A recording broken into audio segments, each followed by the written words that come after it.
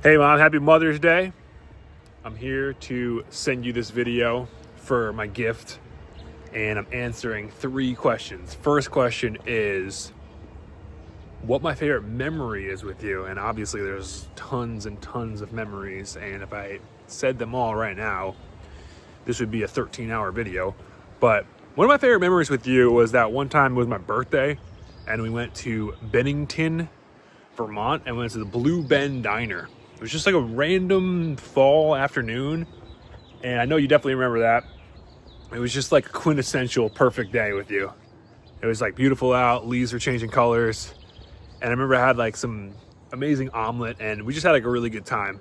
So my favorite memory with my mom, or at least one of my favorite memories, is when I went to Florida with just her, and we hung out. We went to some restaurants, we walked around, we got Dunkin' Donuts coffee, and we woke up to watch the sunrise. And also I have a memory of when we were younger, we drove to the firehouse, me and my brothers, my mom, to look at the full moon. That was like a random memory that I always remember. There's a lot of great memories, obviously, of my mom, but some of the ones that stand out are ones that are recurring. And one of the best examples of this are her greetings on the telephone. And it doesn't matter if it was 10 minutes ago from watching this or 50 years ago, I'm quite certain she's always started phone calls the same way. It doesn't matter who it was to, doesn't matter what the mood is, doesn't matter the time of day. Every phone call always begins with the 3 most famous words in the Lombardo house, yes, hi. So, yes, hi is like the most Robin Lombardo thing I think I've ever heard. And that's what really stands out quite a bit. I've never heard anybody so consistently use a greeting ever.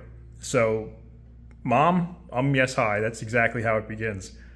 More events that I remember, so many, but in 2011, I was recovering from my back surgery. It was the early summer of 2011, and I would go on these walks because I couldn't lift anything and I wanted to exercise. So, Mark and I somehow decided to walk to the woods behind the Prine House.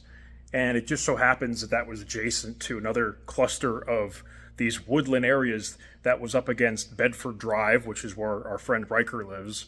And I don't know, we somehow ended up on Riker Street. And I remember we went over there and maybe we saw him for a bit. Then we walked back home. And I remember being starving and we hadn't eaten like all day. And we walk in the door and it's just like I've never seen so much food in my life. I just remember that being like insane. There was so much food. And it was like shrimp and pasta and like salads and breadsticks and like chicken parmesan. It was insane. I don't even remember what the overall theme was, but it was just like, yeah, you know, Mom has one of those days where she just wants to like cook literally everything in the house. It was one of those days.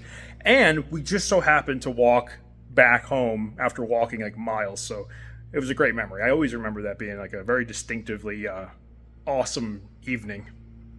Number 2, if you were an animal, what would you be? That's the mother bear, obviously, because you go in protect mode if there's anything going on with us or anything in reality.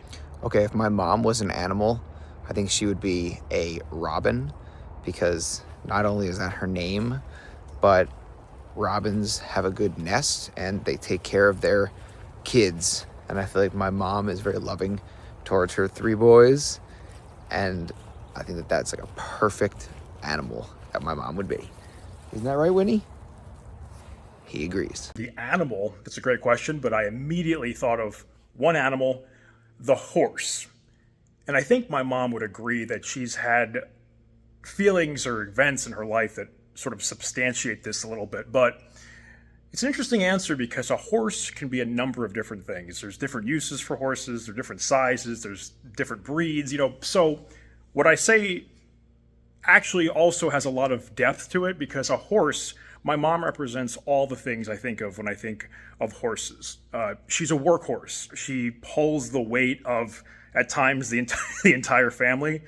It doesn't necessarily have to always look the best. It's just she is able to plow her way through anything. She's the workhorse. She's also a thoroughbred. I mean, quite literally, your genes are pretty thorough. It was like 99% Ashkenazi or something. But she's a thoroughbred in the sense of having a little bit of pride and she knows what she is. There's not really some obfuscation or confusion as to who she is. She knows who she is. She's pure through and through. She's a bit of a Mustang, a little bit of a wild horse too. I think there's times where my mom will buck you off if you try to tell her what to do. She absolutely has a way of making people remember that ultimately she's more powerful than you. So that's probably part of it. And then perhaps at the end, she's a bit of a show horse too. And all these things tie together because she deserves to be the show horse, because she's built an amazing life, I think, simply because she's able to do all these things and integrate the inner horse, you know? So my mom is a horse. There's no doubt about it.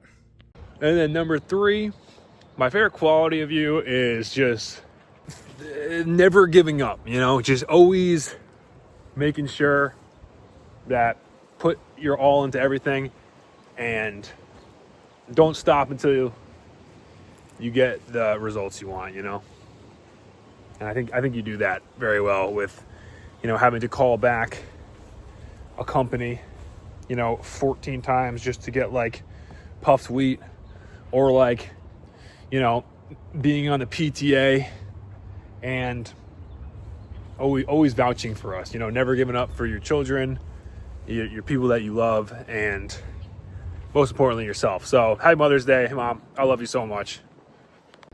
My favorite qualities about my mom are she always supports her kids in any interest they want to pursue. When I was getting into music and I was into sports at the time, she helped me get my bass, she helped me get my guitars, and I remember she bought my mandolin for me, and it was in my Nana's closet. So she was always supportive of my musical endeavors, and even when I decided to quit my job, she was very supportive of that as well. And my other favorite characteristic about my mom is that she's very detail-oriented. If she's looking at something like a piece of paper or a receipt or a conversation or some sort of detail, she has to like figure that out before she can proceed. And I think I definitely am like that too. And I get that from my mom. And I think that characteristic has made me really good at business things and staying on top of things that need to get done and not forgetting to do certain things, and just being detail oriented in general. Sometimes you gotta like let it fly, but I think there are times you gotta be detail oriented, and I get that from my mom. So love you, Mom. Happy Mother's Day. Favorite quality, or the best quality of my mom, is a tough one to pick because there are so many good ones. But I would say that I went with the most unique and rare I could think of, and the one that I think applies to my relationship with my mom. And it's a word that I'm not even sure is often applied to people and characteristics of people, but the word is unspiralable. And it is a word, and it's often, I think, used in like chemistry and physics to describe molecules that aren't spirals, which is a lot of times how they're built or how they're unfolded. But it's a very interesting word because often in life we are actually part of like spirals. You know, people get into these spiral thinkings, or it's like a pilot getting caught in a spin. And when you think about something like, I think of a spinning top, right? That's a little related, the gyroscopic effect. So it doesn't matter what's occurring outside that spinning top, the angular momentum of the gyroscope is gonna keep it level. That's such a fundamental, again, in physics and aviation. My mom is kind of like that. Unspiralable also in the sense of like, she doesn't get sucked down people's rabbit holes and BS. And I don't think this is a quality many people often realize because of the nature of the spiral, because you get sucked into it and you don't even realize you're in the spin. My mom has an uncanny ability to acknowledge the spirals but not get sucked into them. So that's what happens to me all the time. I mean, you know, I'm like looping and spiraling, and she is able to kind of softly acknowledge it, but not get like sucked into it with me.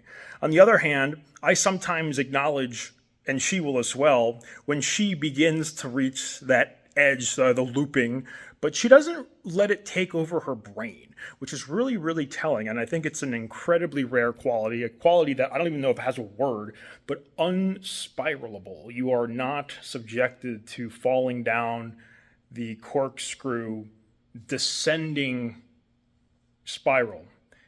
And that's a really, really rare and great quality to have. But in any case, I'm really glad you're my mom. We love you. Happy Mother's Day. What do you love about Nana? Once he gave me toys. Anything else? Once he gave me presents.